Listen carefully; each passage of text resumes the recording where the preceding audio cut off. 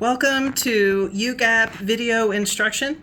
So this is very similar to elastography, where the patient will have to be NPO in order to have accurate velocities of the tissue.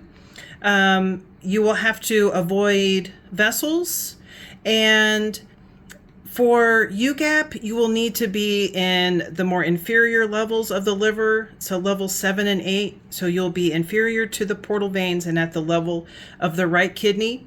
For adults or large patients, you can use the C1 to 6.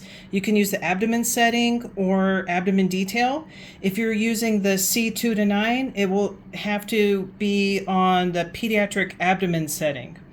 So once you have selected your probe, you have found a good chunk of liver to sample, then you will hit Ugap. And then on your touchpad, you'll want to make sure that visualization is on qualitative / attenuation dual, and that your auto measurement is on multi. So then this screen will come up. On the left is the quality map, and this is what we're going to be paying attention to. On the left, this is the attenuation map. This is where the machine is going to be taking the samples, but we're going to visualize good samples on this side, on the left side. So once you are in a good place, the patient is ready and you are ready, you're going to hit start. So the right key here is to start. And once you start, every millisecond is going to take a new frame. So it's not going to take very long to get a good bit of samples. So after a few seconds, you'll hit freeze. And then now your gate is going to be either green or red. If your gate is green, that means you're on a good sample. If it's red, that means that you'll need to move to a different portion of the liver to take your sample, or you're going to need to skip the frame. So that bottom key is to skip the frame. But this is a really good sample right here. We've got all of the box filled in with the blue, and it only has to be 50% filled in order for your sample to be green.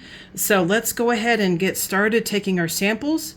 So I know that I can take multiple samples all the way across. So I'm going to start on this side, and I'm going to hit set and stay. So that correlates with this button here. So set and stay. And then I'm going to move next to that sample, not overlapping it, but just next to it. Set and stay again. I can take another sample right next to it. Set and stay. And I think that I've got room for 2 more. So I'm going to set and stay this. And this final one, I cannot set and stay on the final one. You've got to hit P2 in order for the image to save and in order for the velocities to save. So we're going to hit P2 to save. It's going to save your image and it's going to go to the next frame. So I'm going to do the same thing here. Set and stay. Set and stay.